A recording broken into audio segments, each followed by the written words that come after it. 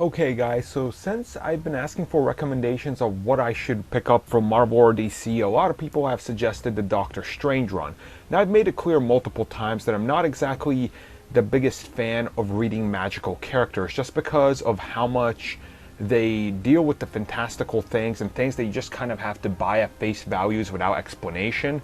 So I've kind of been reluctant, but I gave the first two issues of Doctor Strange a try, and then I'll pick up with the newest one as they come out. So the first two issues, honestly, they really got me into the character, and I think that's funny considering that what happened at the end of the last run, which I read the last three issues just to see where it would lead off into Legacy, and subsequently where it's at now.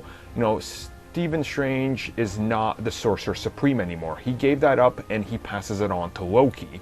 Now Loki's is quite a great fit here because, like in the movies, in the comics he's had a redemption arc, and I really like that. In this they definitely play with that, but you can already see that Loki is kind of scheming and doing the mischief thing because he wants to deal with magic without consequences, which is scaring everybody. Like, we see Wanda and she's very concerned by it, and we see him even try to and actually does detour Thor, who of course is Jane Foster, away on a little side project, so she's not paying attention to what he's doing. Now he's actually trying to get inside of this door that when Doctor Strange gave him the sanctum, he locked away so no one could get in there, which something big is in there, and Strange even kind of has this, I guess you could say, really humanizing moment with a dog, because he's actually now working as just a vet, and he's actually teaching animals to talk, which is really funny. But what's great about this is that the fact that you really get attached to these characters, and there's even a great moment, which I wouldn't spoil it, but it's been spoiled everywhere, so I guess I'll talk about it.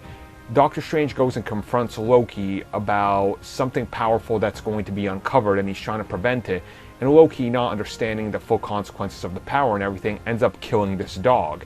And you really get the emotion from these pages of how much they're humanizing everything, but how much also they're putting weight of the characters and everything just in here to try to build up this story, which is really great because Strange even feels for him. He's like, I understand why he did it, and I probably would have done the same thing, but it's in a different light, if that kind of makes sense. And there's even a big reveal in this, which a lot of people have already talked about, but Sentry actually comes back in the comic. So I think that's pretty awesome that they're going to tie Sentry back in, because Sentry is such a godlike character that the moment you bring him back, you know that some major stuff has to go down. Some stuff that's so big that it can't be contained by just using a mere, I guess, even Superman would be nothing compared to Sentry because he's so powerful. So I really want to see what direction they're going to take this in. The first two issues were just amazing from beginning to end.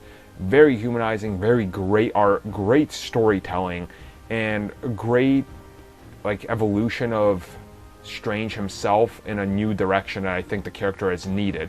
Now I know purists are going to complain, just like they complain about Spider-Man or Captain America or all these other characters that inevitably grow out of what you're familiar with. That's probably going to be a giant contention of complaining, but to me that just makes everything more interesting, especially in this instance. I highly recommend this one. I would give both a very solid 9 out of 10. Highly recommended.